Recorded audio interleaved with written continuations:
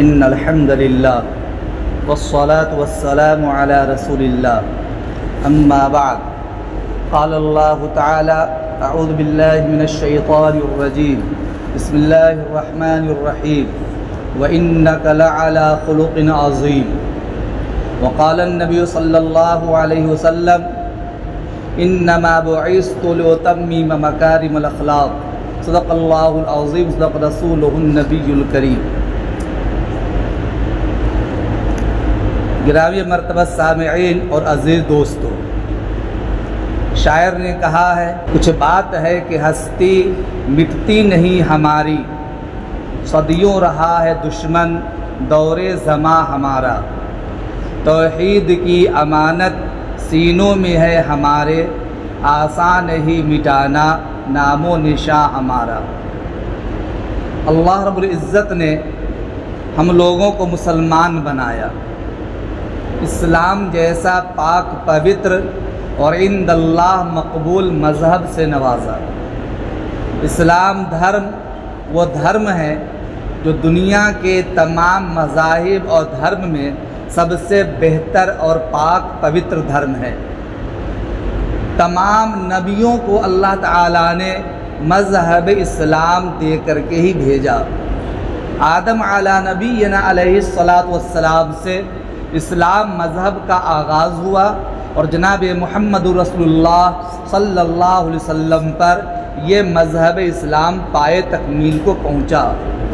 सन 10 हिजरी में हज्जतुल वदा के मौका पर नबी अकरम सल्लल्लाहु अलैहि वसल्लम के क़लब मुबारक पर अल्लाह ताला ने इस्लाम की तमामियत और अकमलियत की मुहर लगाते हुए क़ुरआन करीम में एक आयत नाज़िल फरमाया, अल यौम अकमलतु लकुम दीनकुम व अतममतु अलैकुम निअमती व रज़ीतु लकुम इस्लाम दीना।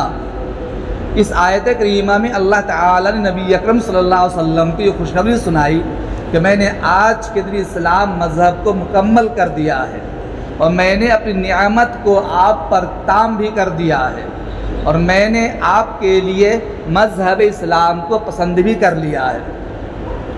तो अब इस्लाम से बढ़कर कोई मज़हब नहीं है।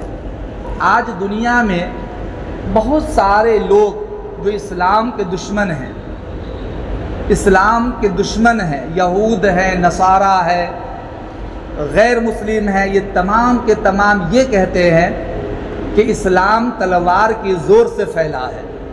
हालांकि ये बिल्कुल सरासर बेबुनियाद इल्ज़ाम है। इस्लाम कभी भी तलवार के ज़ोर से नहीं फैला, हमेशा इस्लाम हुस्ने अखलाक और अच्छे किरदार से फैला है। नबी अकरम सल्लल्लाहु अलैहि वसल्लम से बढ़कर दुनिया में हुस्ने अखलाक वाला कोई पैदा हुआ ही नहीं। जैसे आप तमाम नबियों में सबसे आला और अफजल इमामुल अंबिया थे, इसी तरीक़ा से अखलाक के एतबार से भी अल्लाह ताला ने आपको जामे सिफ़ात वाला और अच्छे अखलाक वाला बनाकर दुनिया पैदा फरमाया। खुद कुरान ने कहा, व इन्नका लअला खुलुक़िन अज़ीम, कि आपको परवरदिगार आलम ने खुलुक़ अज़ीम पर पैदा किया है। और फिर ये भी नबी अकरम सल्लल्लाहु अलैहि वसल्लम ने सहाबा को फरमाया, व इन्नमा बुइस्तु लिउतम्मिम मकारिमल अख़लाक़, कि मैं दुनिया में भेजा गया ताकि हुस्ने अखलाक और मकारिम अखलाक को मुकम्मल कर दूँ। आप सल्लल्लाहु अलैहि वसल्लम ने सिर्फ ज़बान से हुस्ने अखलाक को पेश नहीं किया, बल्कि इस्लाम की अच्छाई को, इस्लाम की खूबी को, इस्लाम के किरदार को, अपने अखलाक को अमल के ज़रिए पेश फरमाया।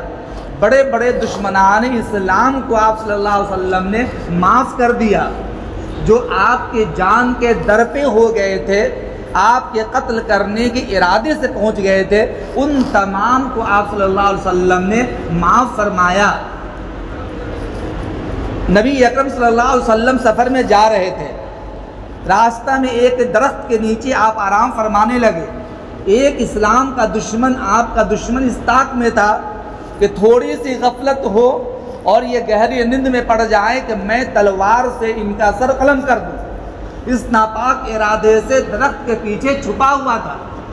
जब आप सल्लल्लाहु अलैहि वसल्लम की आँख लगी तो वो नंगी तलवार लेकर आपके सामने आया, और जैसे आया और आपकी आंख खुली वैसे झट से कहता है, मैं यासमुका मिन्नी, आ मोहम्मद मुझसे तुझे कौन बचाएगा।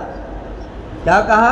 ए मोहम्मद, काफिर था सल्लल्लाहु अलैहि वसल्लम, वो काफिर कह रहा है कि ए मोहम्मद आज मेरी तलवार से तुझे कौन बचाएगा। नबी अकरम सल्लल्लाहु अलैहि वसल्लम को पूरा भरोसा अल्लाह की ज़ात पर था।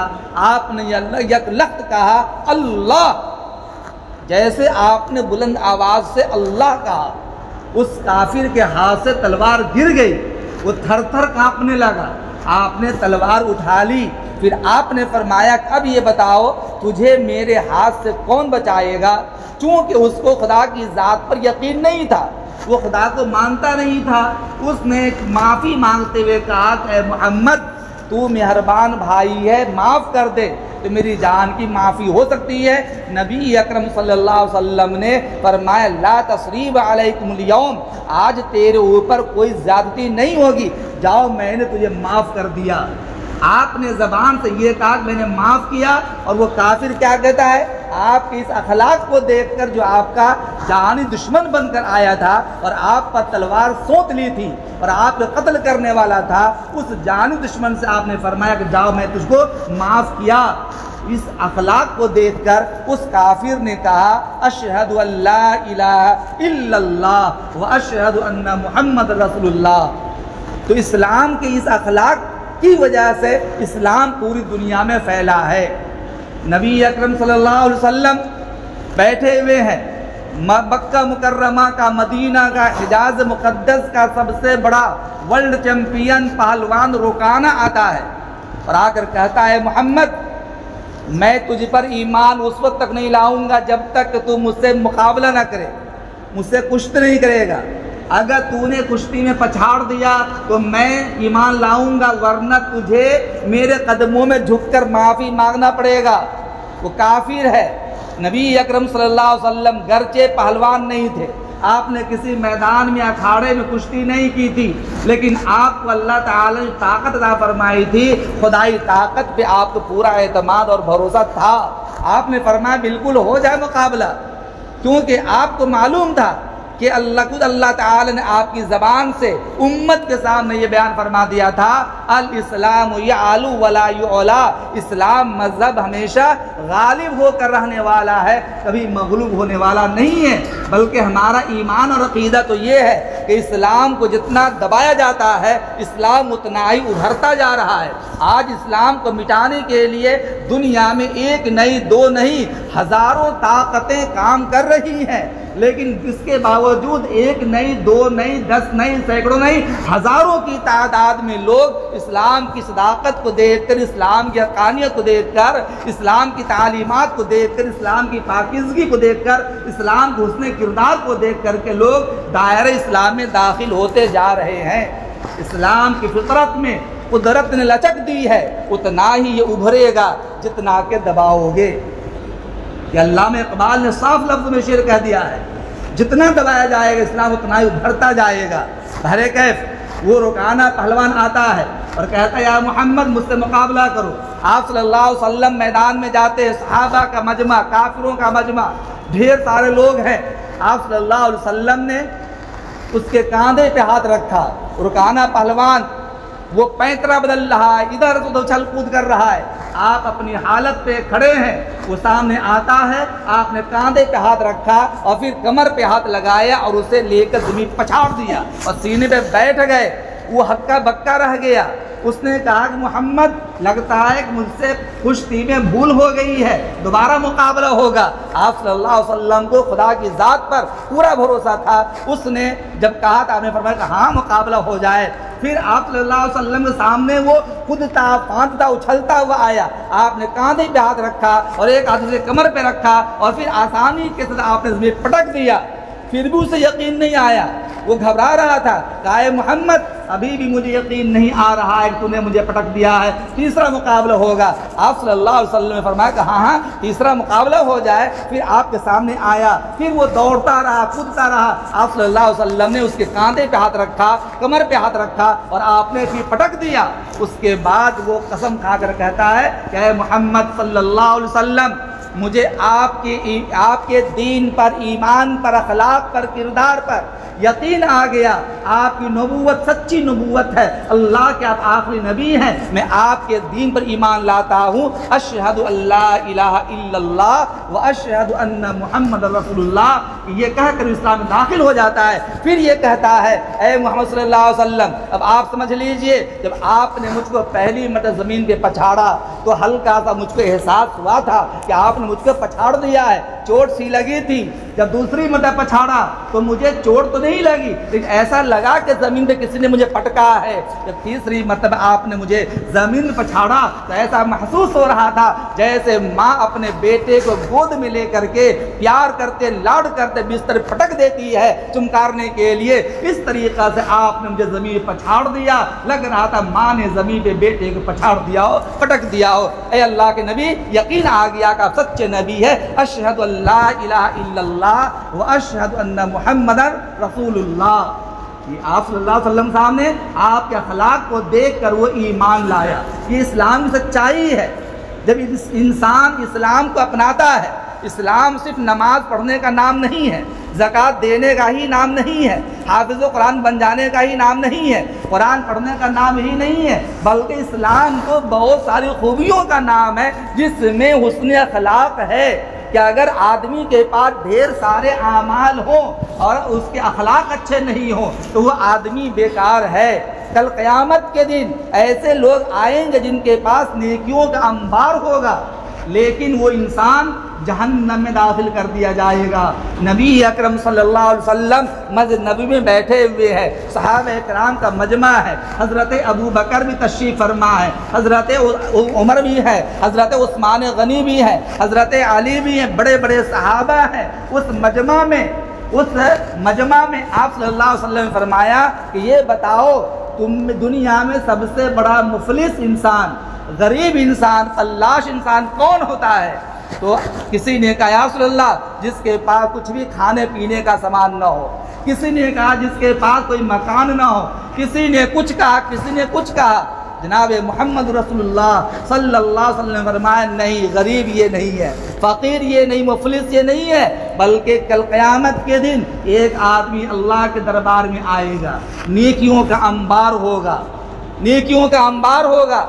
नमाज पहाड़ की शक्ल में, रोज़ा पहाड़ की शक्ल में, ज़कात पहाड़ की शक्ल में, ज़िक्र अज़कार पहाड़ की शक्ल में, उसे अपनी नेकियों पर बहुत ज़्यादा गुरूर होगा, फ़ख्र होगा, मचल रहा होगा। इसी दरमियान एक आदमी आएगा तो अर्ज़ करेगा, अल्लाह, इसने दुनिया में मेरी एक बालिश ज़मीन दबा ली थी, इसलिए मुझे ज़मीन दिलवा दिया जाए। तो क़यामत के दिन चूँकि उस चीज़ के ज़रिए बदला नहीं दिलाया जाएगा जिसको दुनिया में आदमी ने हड़प लिया होगा, बल्कि नेकियों के ज़रिए बदला दिलाया जाएगा। उस आदमी से कहा जाएगा कि जितनी ज़मीन तेरी इसने दबा ली थी, उतनी ज़मीन के बदले तुम इसकी नेकियों से उठा कर ले जाओ। वो नमाज वाली नेकी लेकर चला जाएगा। दूसरा आदमी आएगा, या अल्लाह, इस आदमी ने मुझे तमाचा मारा था।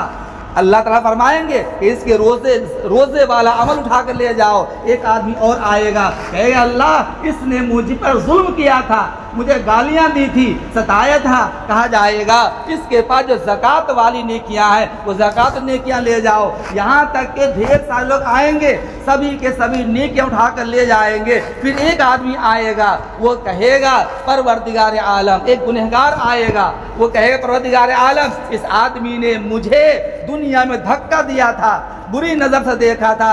कहा जाएगा, तेरे अब कोई नेकी तो है नहीं। कहा जाएगा, ए गुनहगार आदमी, जब तुझको इसने धक्का दिया, तुझ पर जुल्म किया, तू इसके नेकी लेने का हकदार तो है, इसके पास नेकी नहीं है, तेरे पास कौन सा गुनाह है? वो कहेगा मेरे पास में जिना वाला गुनाह है। वो जिना वाला गुनाह इस आदमी पे डाल दिया जाएगा। कोई चोरी करने वाला आएगा, उस पर जुल्म किया गया होगा, उसके चोरी वाला गुनाह डाल दिया जाएगा। पता चला कि वो आदमी जिसके पास नेकियों का अंबार था और उसके बावजूद सारी नेकियां बर्बाद हो गई और गुनहगारों के गुनाह और मासियत को डाल दिया जाएगा और उस इंसान को दुनिया जहन्नम में फिर दाखिल कर दिया जाएगा। मेरे अजीज दोस्तों, ये पता चला कि इंसान के अखलाक का मेयार गिर जाने के बाद में नेकियां कोई काम नहीं आती है। अगर नेकियां थोड़ी भी हैं, अखलाक अच्छे हैं, उसने किरदार अच्छे हैं, तो गोया कि इंसान दुनिया में चमक जाता है, दुनिया में चमक जाता है और दुनिया वालों की निगाह में महबूब हो जाता है। इसलिए छोटी नेकी भी उसे काम आ जाती है। अल्लामा अनवर शाह कश्मीरी रहमतुल्लाह अलैह बहुत बड़े मुहद्दिस गुजरे हैं हिंदुस्तान के अंदर।